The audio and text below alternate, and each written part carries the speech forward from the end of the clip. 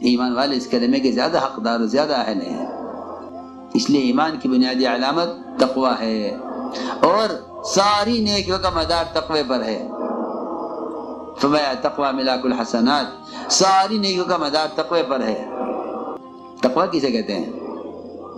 فرمایا کہ تقوی اللہ سے تنہائی میں ڈرنے کو کہتے ہیں، کہ تقوی اللہ سے تنہائی میں ڈرنے کو کہتے ہیں، جہاں کوئی دیکھنے والا نہ ہو، اور اس پر اللہ تعالیٰ کی طرف سے بڑے وعدے ہیں، بڑے وعدے تقوی پر ہیں۔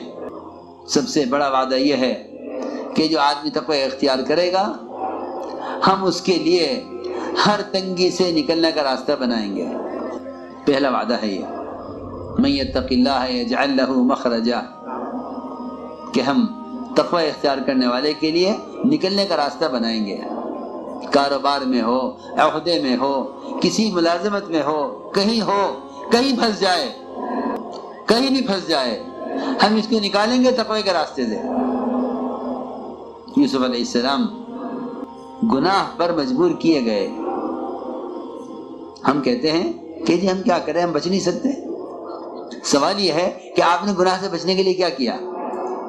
ایسا نہیں ہے کہ کوئی بندہ گناہ سے بچنا چاہے اور اللہ اس کے بچنے کے راستے نہ نکالیں، یہ ہو ہی نہیں سکتا۔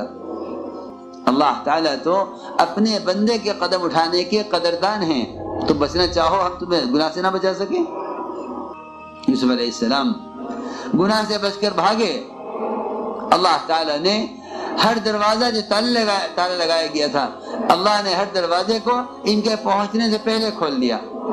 جی ہاں، کہ وعدہ ہے جو تقوی اختیار کرے گا ہم اس کے نکلنے کے لیے راستہ بنائیں گے۔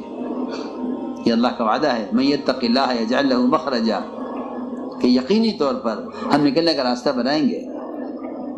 دوسرا وعدہ یہ ہے کہ ہم ان کو رزق ایسی جگہ سے دیں گے جہاں ان کا گمان خیال نہیں پہنچے گا۔ اسی لیے صحابہ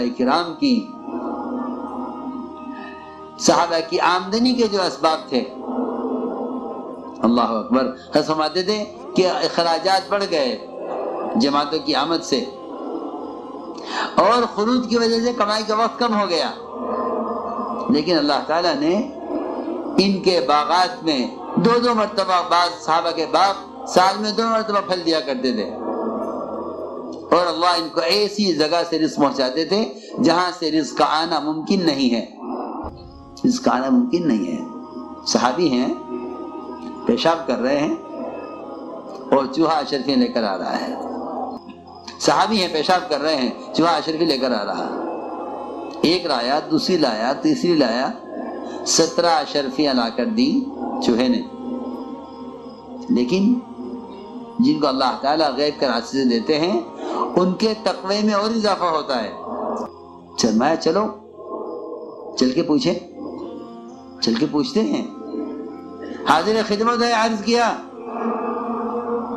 کہ میں پیشاب کر رہا تھا، چوہا اشرفی لایا ہے، آپ کیا فرماتے ہیں؟ آپ صلی اللہ علیہ وسلم نے فرمایا کہ یہ بتاؤ کہ تم نے جس سوراخ سے چوہا اشرفی لا رہا تھا تم نے اس سوراخ میں ہاتھ داخل کیا کہ نہیں؟ میں نے کچھ نہیں کیا۔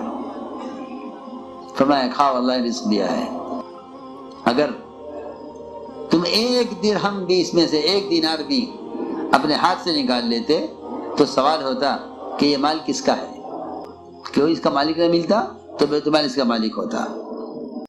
جی ہاں، تو میں نے عرض کیا کہ اللہ کا وعدہ ہے جو تقوی اختیار کرے گا ہم اس کے لیے ایسے راستے سے رزق لائیں گے جہاں اس کو گمان خیال نہیں پہنچے گا۔ لیکن لوگ کمائی کے نقشوں میں حرام اسباب اختیار کرتے ہیں، کمائی کے نقشوں میں حرام اسباب اختیار کرتے ہیں۔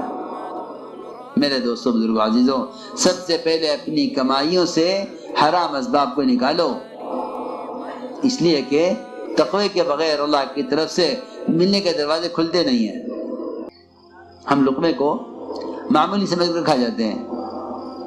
حضرت فرماتے تھے کہ لقمہ سمندر ہے، خیالات اس کے موتی ہیں، جیسی غذا ہوگی ویسے گندے خیالات ہوں گے، جیسے گندے خیالات ہوں گے ویسے گندے اعمال ہوں گے۔ ابوبکر صدیق رضی اللہ عنہ کا بیان ہے، فرماتے تھے، بلکہ پہلا خطبہ خلافت کے بعد تھا، غالباً پہلا خطبہ جو خلافت کے بعد پہلا خطبہ دیا اس میں ہے، فرمایا اے لوگوں، سود کا 1 روپیہ 36 مرتبہ زنا کرنے سے زیادہ گندا ہے۔ اور آگے فرمایا کہ ایک مسلمان کی آبروریزی کرنا، ایک مسلمان کی عزت سے کھیلنا، یہ 36 مرتبہ زنا کرنے سے زیادہ برا ہے۔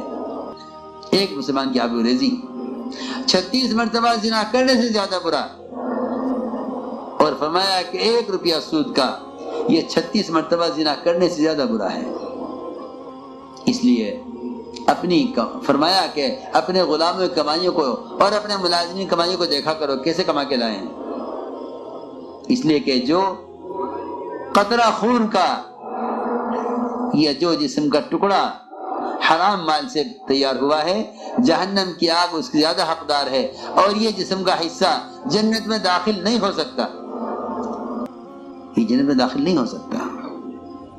بدن کی جو بوٹی حرام سود کے مال سے تیار ہوئی ہے، یہ جنت میں داخل نہیں ہو سکتی۔ اس لیے اپنی عبادات کو اور اپنے اخلاق اور معاشرے کو بنانے کے لیے میں کہا کرتا ہوں کہ سب سے بنیادی ذریعہ، بنیادی سبب معاملات کا درست ہونا۔ اگر معاملات ٹھیک نہیں ہے تو عبادات، اخلاق، معاشرے، اگر حلال بھی کما رہا ہے حق مار کر، یا حلال بھی کما کر بھی حق ادا نہیں کر رہا ہے، تو قیامت میں اس کی ساری نیکیاں اسے لے اڑیں گے۔ فرمایا کہ اپنی کمائیوں کو حکم پر لاؤ، اپنی کمائیوں کو حکم پر لاؤ، اس لیے کہ تم نماز کے ذریعے اللہ کی مدد نہیں لے سکتے جب تک معاملات کو حکم پر نہ لے آؤ۔ کیوں؟ اس لیے کہ عبادت سے پہلے طہارت ہے،